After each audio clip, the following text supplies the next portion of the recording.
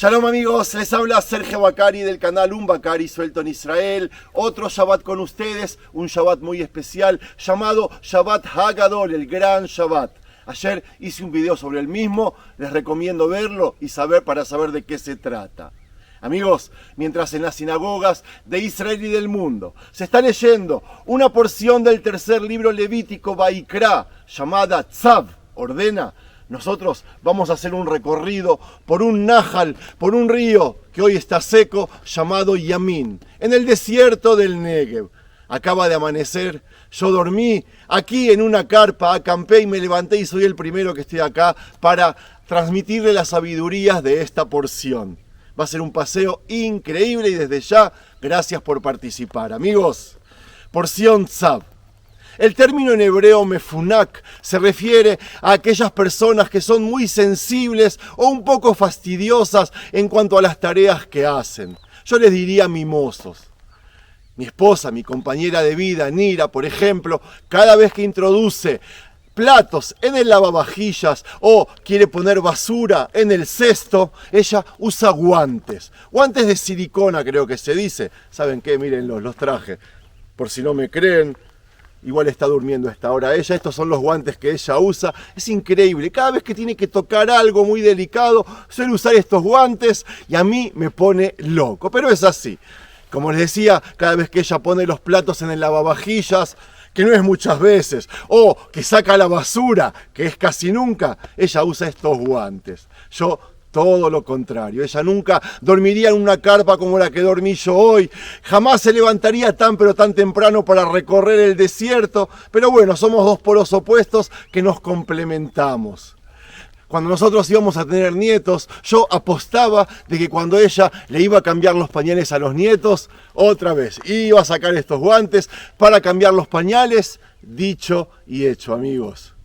Vamos a hablar un poco de la porción porque está relacionado con esto. La porción se llama Tzav, ordena. ¿A qué se refiere? Vayomer Adonai el Moshe lemor, Tzav et Aarón bet banav, ordénale a Aarón y a sus hijos, refiriéndose al holocausto que estaba, el fuego del holocausto que estaba en el altar. Y hoy vamos a hablar sobre algo muy interesante. El mismo sacerdote tenía que cambiarse las vestimentas para sacar el incienso o las cenizas, el resto que quedaba del altar.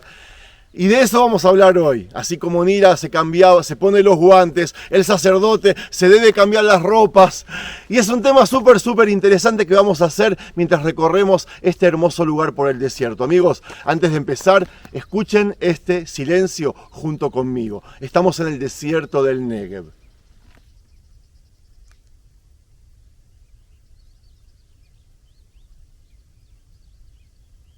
Increíble, ¿verdad? Hermoso.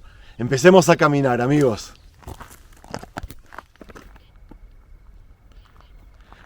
Amigos, como todo lugar en Israel, también este está tocado por la Biblia. Es que aquí se refugió el profeta Elías cuando escapaba de los reyes de Israel. Cuando ustedes vean arbustos verdes grandes por el piso arenoso, sepan que se trata del rótem. Hice un video al respecto. Aquel vegetal que protegió al profeta contra todo peligro climático o de la fauna. Hay que tener un poco de cuidado hoy al caminar por aquí, porque ya comienzan a salir animales peligrosos que anduvieron escondidos durante todo el invierno. Al ser temprano, pueden salir víboras, escorpiones y además hienas, o quién sabe qué otro animal salvaje se te puede aparecer por aquí. Yo voy a caminar despacio y mientras descendemos les voy a contar que en los videos anteriores de la porción semanal, estos que estoy haciendo sábado tras sábado, les expliqué con mucha precisión los diferentes tipos de servicios que se realizaban en el templo. A diferencia del servicio en una sinagoga actual, que principalmente consiste en recitar oraciones silenciosas intercaladas con cantos, tomar asiento y ponerse de pie, en el templo los ritos eran mucho más emocionantes. Sacrificio de animales, la quema del incienso, ropa multicolor, rituales con un acompañamiento musical e interpretación coral formaban parte del espectáculo diario. Después de que los sacrificios habían sido ofrendados y quemados en el altar, se pasaba a recoger las cenizas. Al Cohen, al sacerdote asignado para limpiar las cenizas acumuladas y llevarlas a la esquina del altar, le fue ordenado lo siguiente: deberá cambiarse de ropa para sacar las cenizas fuera del campamento. Esto es lo que me recuerda a Nira cada vez que me río de ella cuando se pone los guantes de goma. Yo solo uso guantes, me dice Nira. Los Kohanim solían cambiarse toda la ropa. Eso sí, el Cohen no cambiaba de ropa por miedo a mancharla. Si bien, cuando él participaba en el servicio de Dios en el templo, se podía haber vestido de lujo simplemente como un acto de homenaje en agradecimiento por el servicio para el que fue elegido, la ropa se la cambiaba cuando comenzaba la prosaica tarea de remover las cenizas. ¿Y saben por qué, amigos? Por respeto. Además, en la Torá no hay desconexión entre la clase alta y los honestos trabajadores. No hay diferencia de clases donde algunos viven de los que trabajan. No hay seres invisibles ni subestimadas tareas menos atractivas como las hay actualmente, o por lo menos como la gente las suele percibir. El mismo sacerdote que ofrecía los sacrificios es el que poco después se ensuciaría removiendo las cenizas. El otro mensaje es que cuando se trabaja para Dios es importante el cambiar tus ropas. Amigos, ¿qué me dicen de este espectáculo a los ojos? ¿Se dan cuenta por dónde estamos caminando? Con toda humildad, aquellos que visitan a diario este espacio pueden sentirse completamente orgullosos de ser los únicos privilegiados en hacer este tipo de recorridos. Como ven, estamos aquí solo nosotros con el desierto, con la naturaleza, con Dios. ¡Qué emoción!, ¿verdad? El judaísmo, como les decía, adoptó eso de las diferentes clases sociales y lo trata de desarrollar constantemente. Es otro de los puntos que hace que el judaísmo se conserve, por lo menos para mí, tantos siglos, a diferencia de muchas civilizaciones que desaparecieron a través de la historia. Si tomamos un ejemplo que todos ustedes conocen, el de los mayas, por ejemplo, fíjense que durante un periodo de 3.500 años, paralelos a tiempos bíblicos, desarrollaron una civilización extraordinaria. Ellos abarcaron un gran territorio. Me estoy refiriendo a los actuales países de México, Guatemala, Honduras, El Salvador y creo que también Belice. Y presten atención, tenían una población estimada en 15 millones de personas. Ellos no solo dominaban la alfarería, el tejido, la arquitectura, la agricultura, también desarrollaron un calendario con un sistema complejo, incluyendo mapas celestiales para registrar los movimientos de las estrellas y para predecir pautas meteorológicas. Increíble. Ellos, los mayas, tenían su propia forma de escritura, así como un sistema matemático avanzado. Más increíble aún fue el desarrollo de una infraestructura de provisión de agua completa, con una compleja red de reservorios, canales, diques y levas, mucho antes a todo lo que desarrollaron los nabateos que vivieron por aquí mismo siglos más tarde. Pero amigos, como sabemos, todo ese sistema entero colapsó y los mayas desaparecieron del mapa. ¿Qué pasó?, nos preguntamos. Podría ser una prolongada sequía, superpoblación, guerras internas, una epidemia devastadora, escasez de alimento, quién sabe. Lo que sí, que de una forma u otra, después de haber sobrevivido durante 35 siglos, la civilización maya sucumbió y se extinguió. Amigos, miren este regalo de Dios, aprecien su belleza. ¡Wow! Sin palabras. Dan ganas de quedarse aquí y de no seguir el paseo. Pero yo después voy a volver para sumergirme. Esto no me lo pierdo. ¡Wow!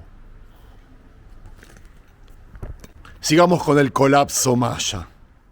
El colapso maya, como la caída del Imperio Romano, ocurrió, creo yo, porque los problemas resultaron ser demasiado numerosos y complicados para que el pueblo de ese tiempo y en ese lugar estuviera en condiciones de resolver. Se cayeron los sistemas, como quien dice, algo que puede pasarle a cualquier civilización. ¿Se acuerdan el 31 de diciembre de 1999, el miedo que teníamos del bug 2000? Bueno, algo por el estilo. Con esto quiero decir de que esto podría ocurrir también con nuestra civilización, pero yo como siempre me ocupo de mi cultura, del judaísmo. La primera señal de colapso es el atascamiento. En lugar de enfrentar lo que todos ven como problemas significativos, la gente continúa como siempre y simplemente los traslada a la generación futura. La segunda señal, para mí por lo menos, es la retirada a lo que es lo irracional. Como la gente ya no puede lidiar con los hechos, se refugia en consuelos religiosos. Los mayas optaron por los sacrificios.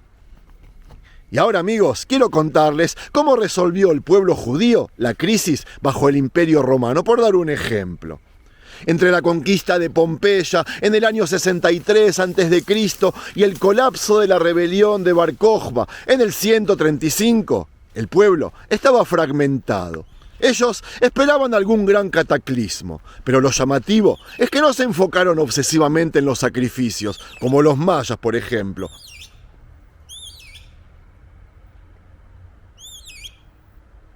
Los judíos se dedicaron a buscar sustitutos para los mismos. Uno de ellos fueron los actos de bondad. Israel comenzó a expiar sus pecados sin sacrificios, aplicando el versículo de Oseas: lo que me causa placer es el amor leal, no los sacrificios.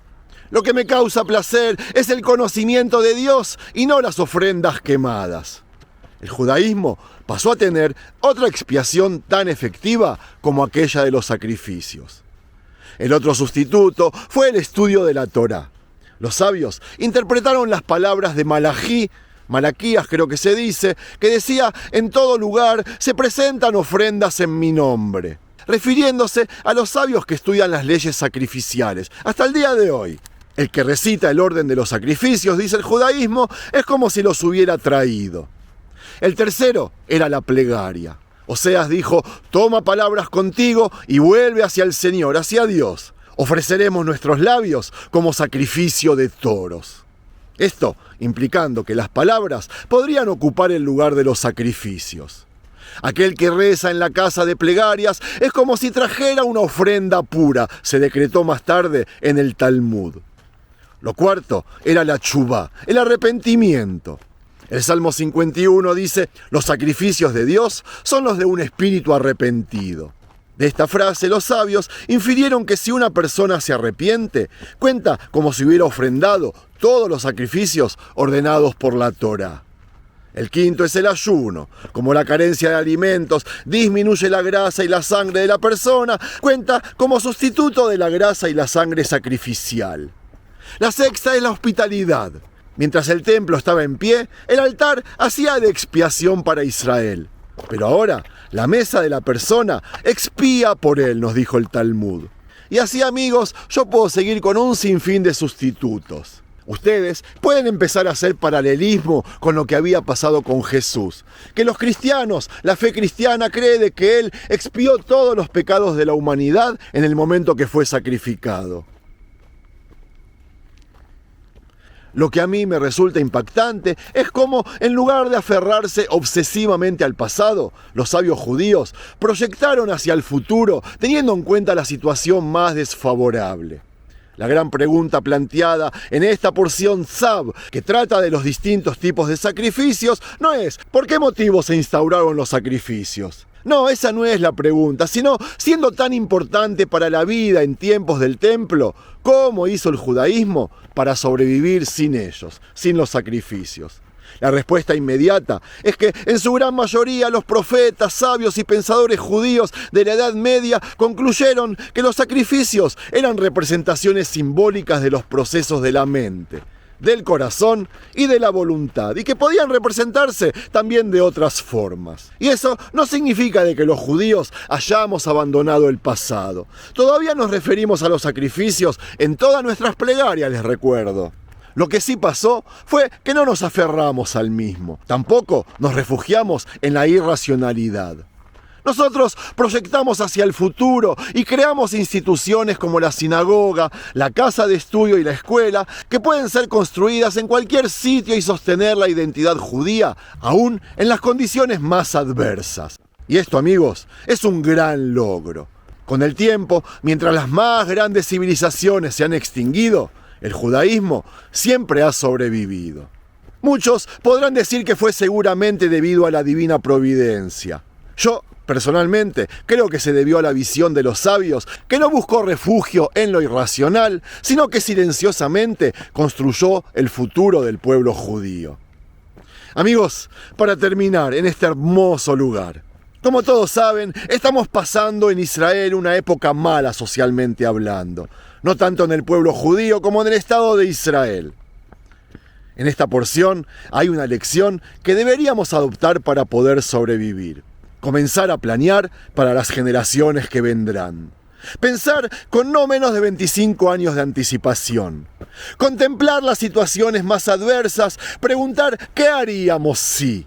Lo que salvó al pueblo judío toda su historia fue su capacidad, a pesar de su permanente y profunda fe, de no abandonar nunca su pensamiento racional. Y a pesar de su lealtad al pasado, siguió siempre planeando el futuro. Amigos, listo. Si es que les gustó el material, no se olviden de regalarle un me gusta.